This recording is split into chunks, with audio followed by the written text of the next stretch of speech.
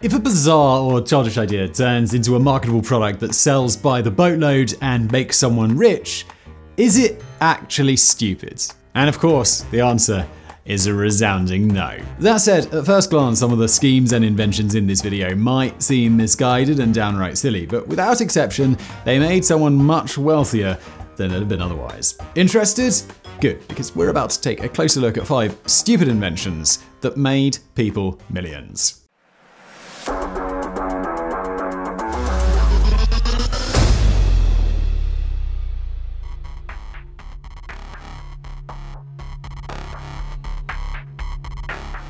Widely regarded as one of the world's most handsome men, in 2020 Hollywood megastar George Clooney admitted that he'd been using a Flowbee to cut his perennially perfect hair for more than 2 decades. Just days later, a Flowbee company executive admitted that their products are completely sold out and that it'd be a month or more before supply once again caught up with demand. George Clooney is influential. Wow. So what is a Flowbee? You might be wondering. I was wondering. Flowbees are vacuum cleaner attachments that allow penny pinchers to cut their own locks in the comfort of their own home without leaving hair clippings all over the floor. Developed by tinkerer and carpenter Rick Hunt in San Diego in the mid-80s, the Flowbee was issued a US patent in 1987, and early in the following year, it was on the market. Hunt originally sold his newfangled contraptions out of his garage, and word spread mostly by mouth, though he later garnered a wider audience after a live demonstration at a county fair. According to Hunt, his unique product could perform more than 100 different haircut styles with ease, even those that required precision layering, typically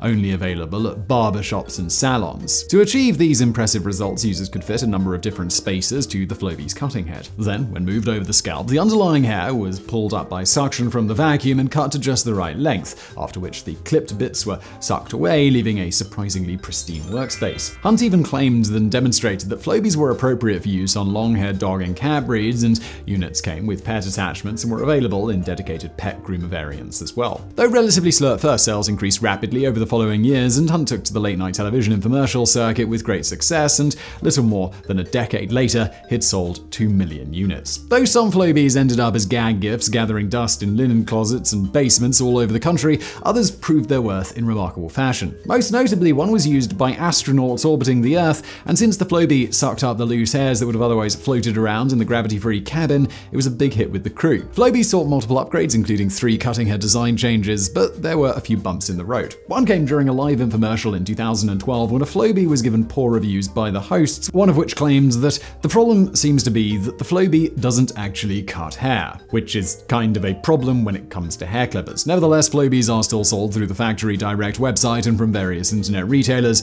and they're made in Texas, not China. Over the years, Flowbees have enjoyed a number of pop culture appearances and mentions in movies like Wayne's World, the American comedy series Glee, and an album by the Bloodhound Gang in which a reference was made to using the Flowbee to give yourself a mullet. This doesn't sound like a bad invention at all, it sounds amazing. I mean, I'll never use one, because I'm bald, but it sounds really good.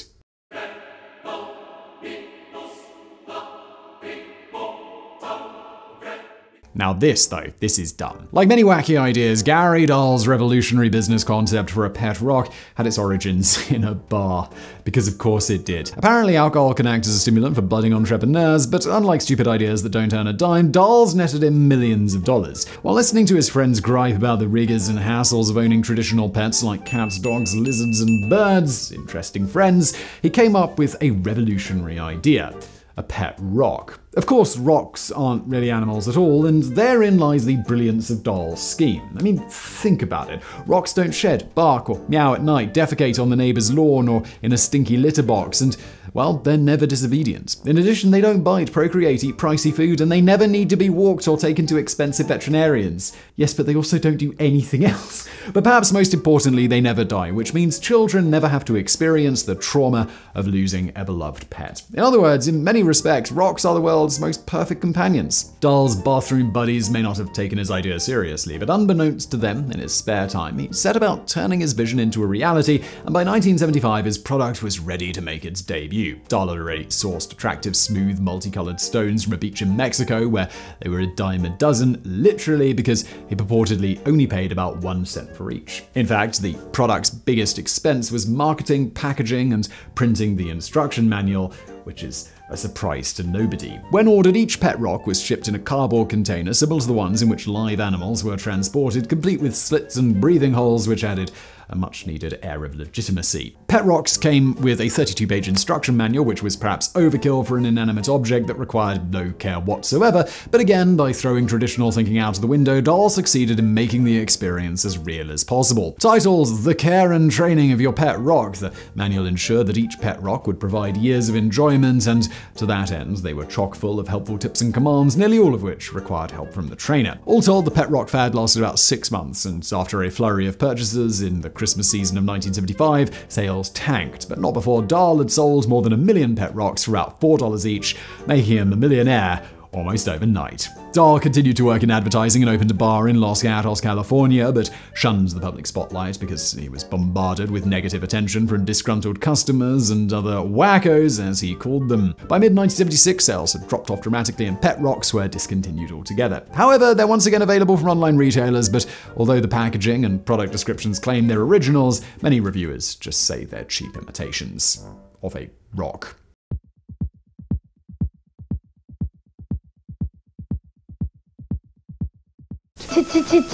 Chia Pet, the pottery that grows. For millions of Americans growing up in the 70s and 80s, these annoying but catchy slogans were commonly heard on daytime infomercials between the reruns of Welcome Back, Kotter and Taxi. I've never heard of any of this stuff. Chia Pets are terracotta figurines with porous bodies that, when slathered with pasty seed mixtures and watered religiously, spout tiny chia plants that resemble animal fur or sometimes human hair. The aforementioned advertisements also featured time-lapse footage showing potential buyers just how quickly and fully the sprouts grew. The Chia Pet craze began in the mid-70s when Californian Joe Pettit attended a housewares expo in Chicago and was impressed with a number of Mexican terracotta imports that included chia seeds which were applied and grew right on the pottery itself. Years before, it experienced something similar on a trip south of the border when it'd seen Mexican artists using sprouted chias in their artwork. Though items similar to Chia Pets were already available, Pettit figured that with a little marketing and product improvement, he could take things to the next level and make a few bucks in the process, and in early September of 1977,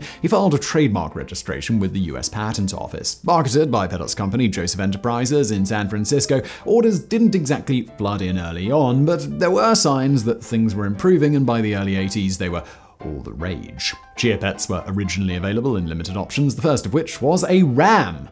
Because of course it was. Later, however, a full range of animals became available, including unicorns, gremlins, kittens, frogs, hippos, and hedgehogs. Pretty sure unicorns and gremlins are not animals, but rather fictional creatures, but anyway. In addition, the company added movie, television, and cartoon characters like Garfield, Scooby-Doo, Homer Simpson, SpongeBob SquarePants, and Shrek, as well as real-life humans, including former President Barack Obama and lovable fitness icon Richard Simmons, as well as television artist Bob Ross and spoof singer Weird Al Yankovic, the last three of which had frizzy heads of hair that actually resembled masses of chia sprouts. Originally manufactured in Mexico, Chia Pets are now produced in China, and they're available from the company's website, online retailers like Amazon, and at department and novelty stores all over the country. Joseph Enterprises also sells other catchy products like the claw broom and the clapper, which turn electrical devices and lights on and off with the clap of the hands. That's pretty cool. According to CNBC, approximately 500,000 Chia Pets are sold annually, mostly around the holiday season.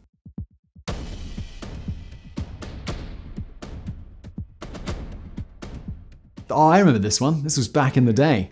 In mid-August of 2005, a 21-year-old English student named Alex Tew was about to begin a multi-year business course at the University of Nottingham, the debt from which would take him years to repay after graduating and finding a good job, assuming that he managed to do both. To raise money to finance his education, Tew created the $1 Million homepage. The idea was to create a website and sell 1 million pixels for the paltry sum of just $1 each. Because individual pixels are too small to be seen, Tew bundled the pixels into 100-unit blocks measuring 10 by 10 pixels, and he set the price at $100. Buyers could then use their cheap pixels to promote their logos or as advertising, including a link to their website. Though he lived in England, Tew figured that most of his customers would come from the US, and he knew that most people in foreign countries were more familiar with dollars and tended to shy away from doing currency conversion, so he sold pixels in dollars rather than pounds. Tew's total startup costs were allegedly less than $100, which covered the cost of registering his domain name and an entry-level web hosting package. Then at the end of August, the website went live, featuring an attractive banner, the site's name, and a counter displaying real-time stats on how many pixels have been sold.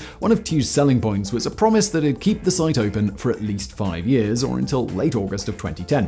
At first, Tew heard little more than proverbial crickets. In fact, it wasn't until 3 days after opening that the first sales were made, and they weren't organic buys, but ones from friends and family members. The outlook was bleak, though things were about to change. Originally marketed by word of mouth only, things began picking up, and eventually legitimate sales topped $1,000, and then Tew caught a break when a relatively obscure press release was picked up by the BBC and ended up in front of tens or hundreds of thousands of viewers. Fast forward another few weeks and sales topped $250,000, and unique daily visitors weren't measured in the single digits or dozens, but in the tens of thousands. By November, more than 500,000 pixels had been sold to nearly 1,500 customers, and by Christmas, Tew reported that the site had regularly got more than 20,000 visitors per hour. In early 2006, with just 1,000 available pixels remaining, Tew held an online auction on eBay and received hundreds of bids, the highest of which topped $150,000, though many were later determined to be fraudulent hoaxes. Nonetheless, the winning bid was nearly $40,000 purchased by diet and weight loss website. All told, Tew's $1 million homepage gamble netted more than $1 million, of which he purportedly pocketed northwards of $600,000 after taxes and a donation to a local charity. After founding the $1 million homepage, Tew moved to San Francisco and co-founded a number of businesses, including an app called Calm. Wow, I know that app that uses meditation and relaxation techniques to promote better sleep, stress management, and all-around wellness. Well, good for him.